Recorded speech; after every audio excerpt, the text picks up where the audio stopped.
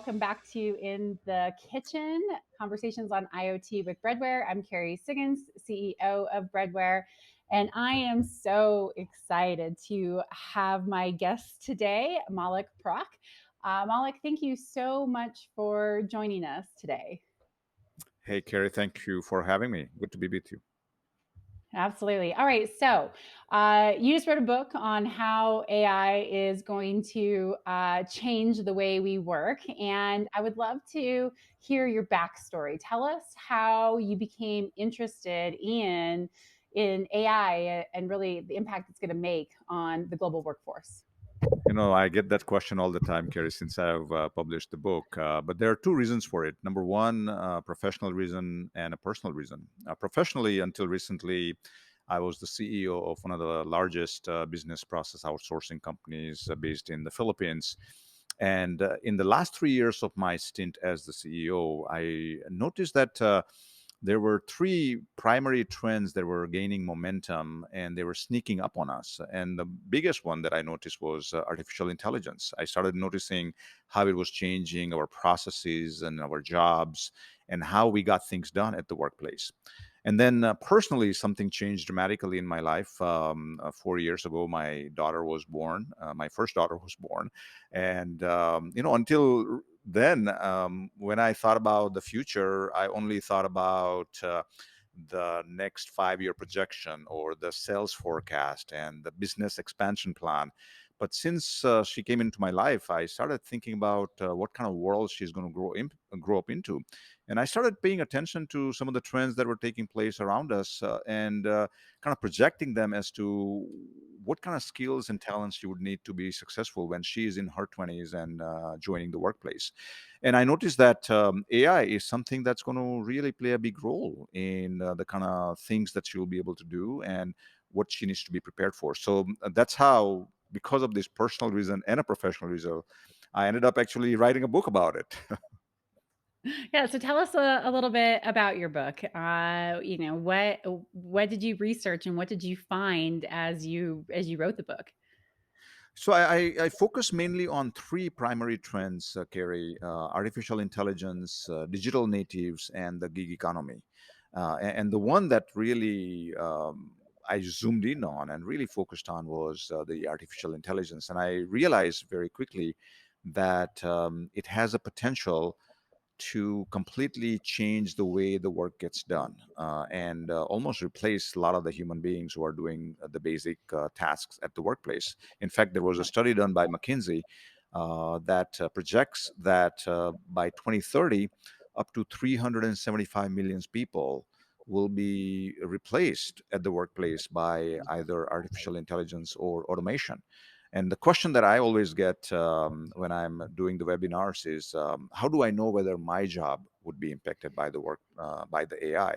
And I give them three distinct categories to look for. Number one, if you're doing something that is very boring, that is predictable and repetitive, then it's highly likely that those tasks within your job one day would be done by AI. If not now, probably very soon. And that's happening as we speak today.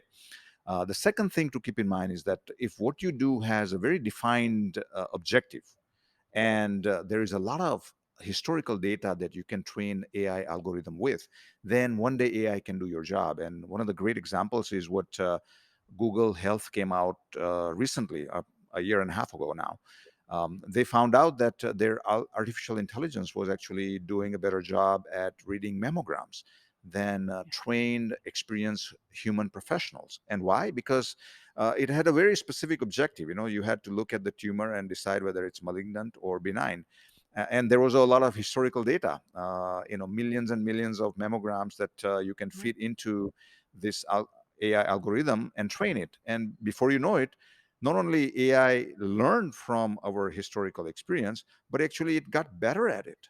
So if you're a radiologist and the only thing you bring to the table is reading those mammograms, I think your job is at risk. And the third thing to keep in mind is that if what you do in your workplace is just requiring basic cognitive skills, so learning, reasoning, predicting, those things could be done by artificial intelligence. You know, Yeah. when we watch Netflix at the end of the day, and Netflix gives you plenty of suggestions based on our viewing history, all of those are done by AI algorithm working in the background. They are not human beings stalking you or looking at every move that you make electronically, but it's all done by artificial intelligence. So those things, if you do as part of your job today, would be easily done by AI in the next 10 years. Yeah, absolutely. And how do you see IoT fitting into all of this, and machine learning and collecting data and using IoT to make our lives easier? How do you think that's going to transform the workplace? Well, there are two peas in a pod, right? The way AI works is basically collecting a lot of data. One of the examples that I came across while I was doing research is a simple example that people can relate to. You know, a lot of the buildings today have facilities department, right? They make sure that everything is working properly. They go around the facility and look at the plumbing system and the electrical system and the structural system. Guess what? Once the IoT is in place, you don't need human beings to go to different parts of the facility. IoT can deliver those data points on whether the plumbing system has any problem, whether the electrical system has any problem, whether the structural system has any problem. And it is fed into a common database that AI can basically analyze and proactively say, hey, by the way, if you don't do something about this particular system, you may have a problem. So while today the facilities department may need 10 people to manage a large facility, with IoT married with AI, you may just need two, right? So that's Yeah. where the IoT and AI are playing a big role. Yeah.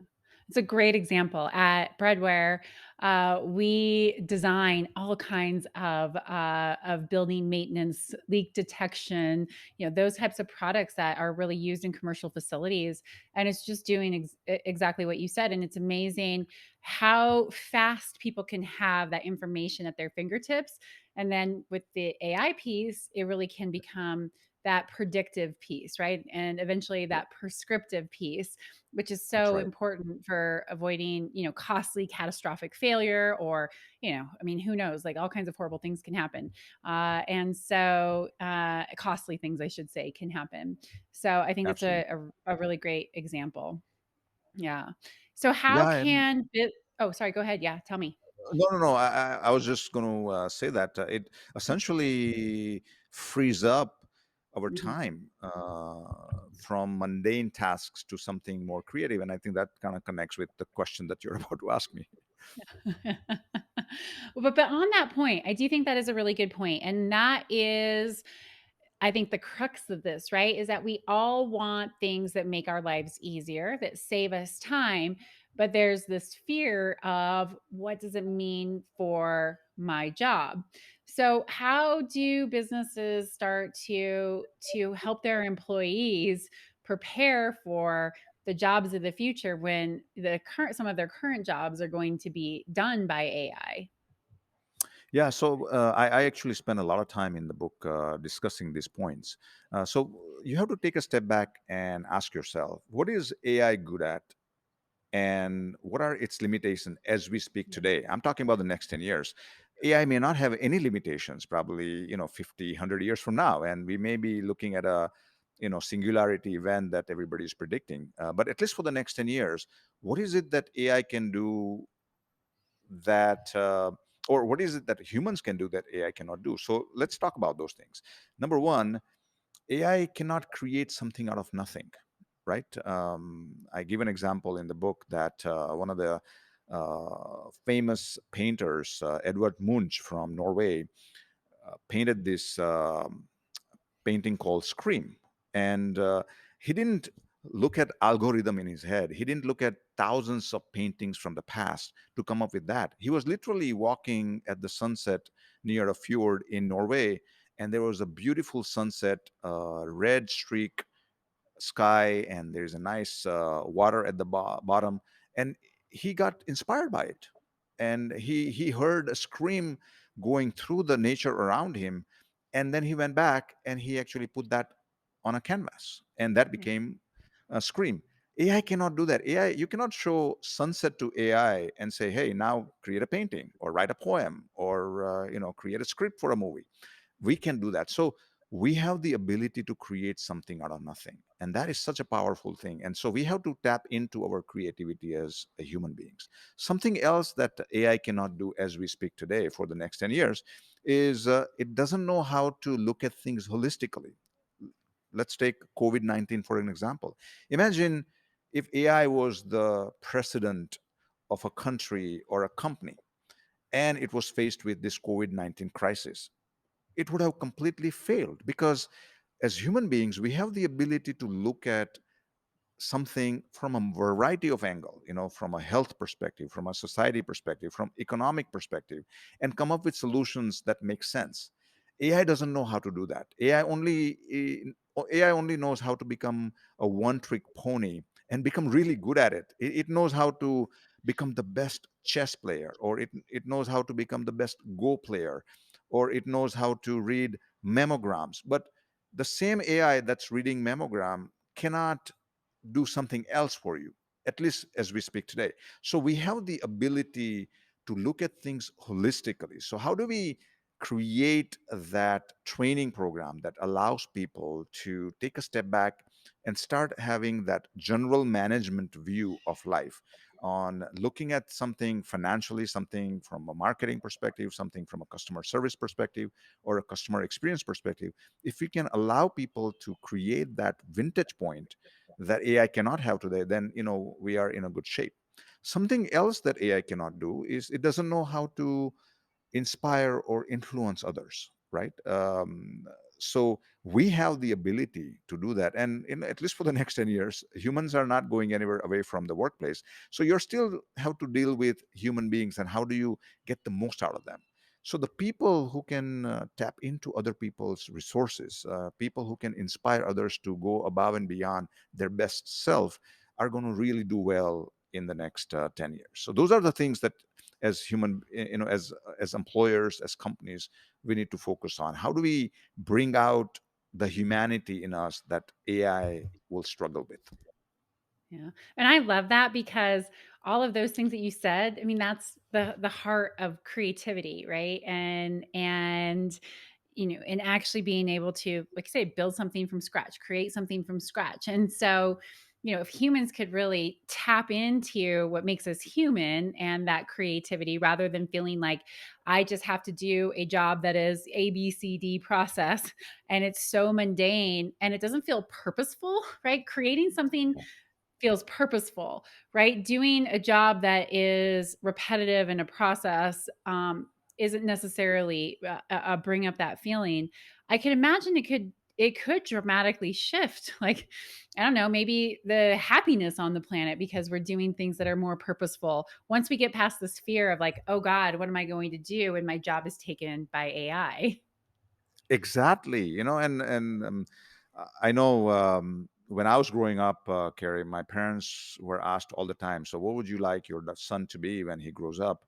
And I think the only two good answers at that time back in India, for any middle class family, was, oh yeah, I would like my son to be an engineer or a doctor, because that meant financial stability in the future. But if somebody asks me now, what would I like my 4-year-old daughter to be? I want her to be like Leonardo da Vinci. And why? Because if you look at the life of Leonardo da Vinci, he was not just good at painting. He just didn't do Mona Lisa and then said, okay, that's enough. He was really good at architecture. He was good at anatomy. He was good at botany. He was good at astrology. He was good at so many different fields in his life. And because of that very wide variety of interests that he had and specialized in, he was not just a jack of all trade, he became a master of each and every one of them. Because of that, he was able to contribute so much to the humanity. So Yeah. if one day, if my daughter can master a variety of fields, then I know she will not be replaceable by AI, because AI would have a hard time replacing a multi-trick pony. AI knows how to really replace you as a one-trick pony, but if you have multi-tricks in your bag, then you're safe. Yeah. I remember when I was making the decision what I was going to do when to go to college, and like I went to engineering school, and I remember telling my father I was going to engineering school, and he was like, You're not gonna be a good engineer. You don't want to do that. You should go to journalism school." Right. And so I had these two talents, writing, and I was really good at math. I'm not a good engineer. Like if I designed a bridge, like you shouldn't drive on it, right? I'm not good at Yeah. designing stuff, good at solving math problems. And, I had to make this really tough choice between math and writing. Yeah. And I went the math route, and I'm so glad I did. But full circle, I'm a writer, I'm a speaker, and my gift is words, and using words to make an impact. And now you can see that you don't have to make those choices. But back in the Yes. 90s, when you're making these, it was like you pick a career path and that's what you go do. And so Yeah. I love what you just said, because I know I felt that way. And I think a lot of people do, right? That we have all of these different talents and passions, but we're forced to check a box, right? Well, you are Yes. this. And that That's checking of the right. box is going to have to go away, because we're going to have to be lifelong learners. We're not going to be just engineers. We're going to have to be engineers and communicators and writers and creators and artists all at the same time. No, absolutely. And I think, to your point, we are brought up in a society where we are put in either the bucket of, oh, he is very analytical, or Yeah. she is very creative.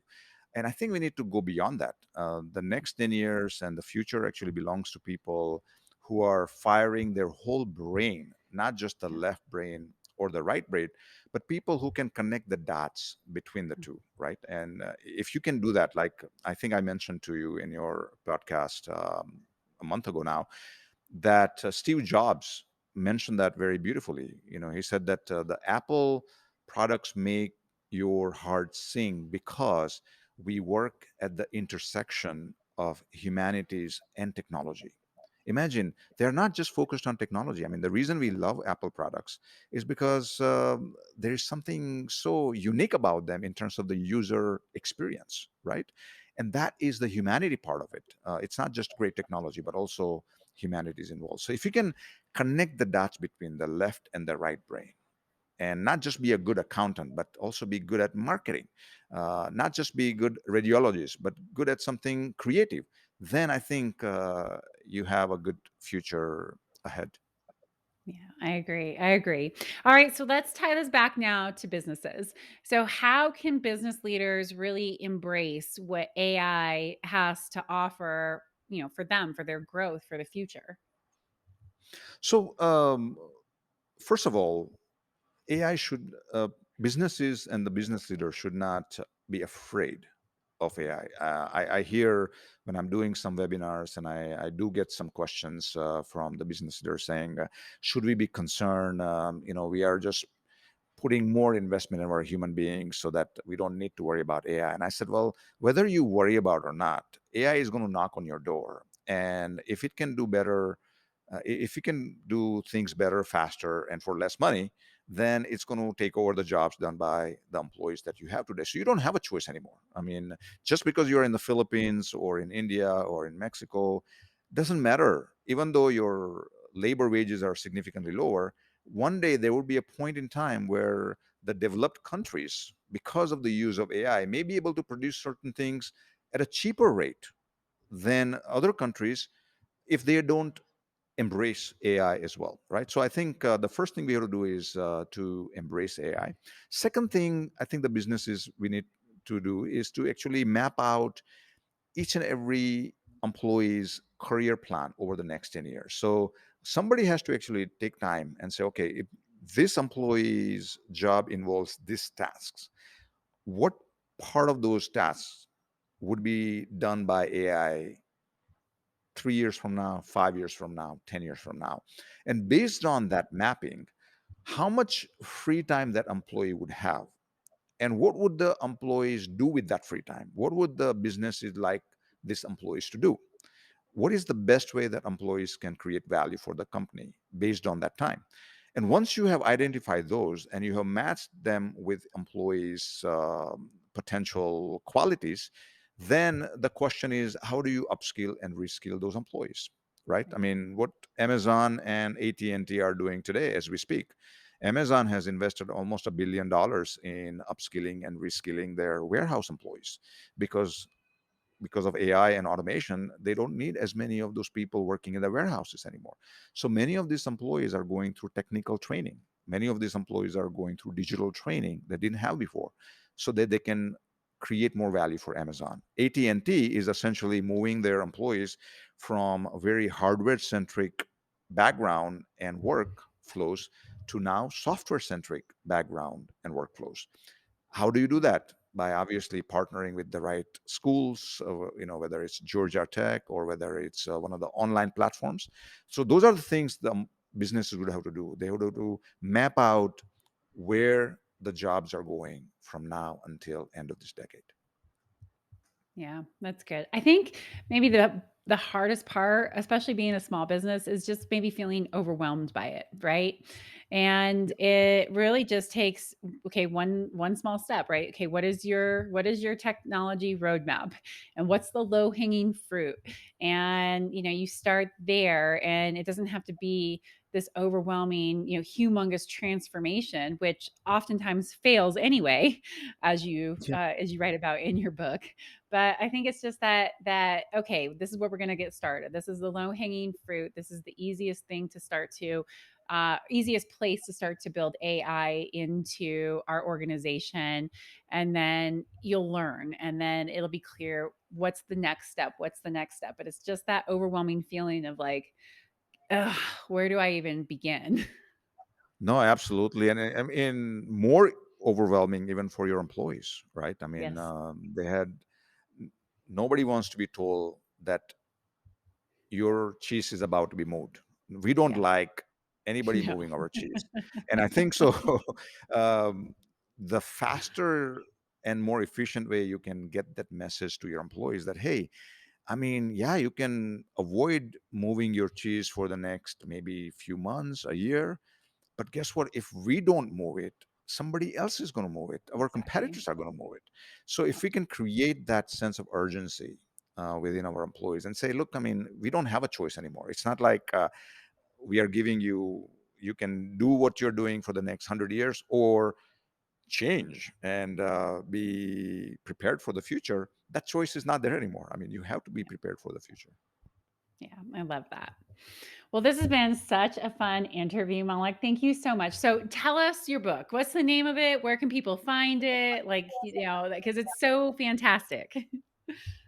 No, thank you, Kerry. So the book is called Futureproof Your Career and Company: How to Thrive in the Era of AI, Digital Natives, and the Gig Economy. And it's available on Amazon, so they can either do the search by my name, Maulik Parehk, or just put Futureproof Your Career and Company, and the book will show up. Wonderful. And how about you personally? How can people find you? Well, they can go to my website, maulikparek.com, and all my social media handles are there. So I would love to have them tag along and be part of this journey. Wonderful. Wonderful. Well, thank you so much for coming on In the Kitchen Conversations on IoT. This has been a lot of fun, and thank you for sharing your wisdom, your insight, and your inspiration. It's a lot of fun talking with you. No, thank you very much, Kerry. It's been fun talking to you as always. Wonderful. All right. Take care, everybody.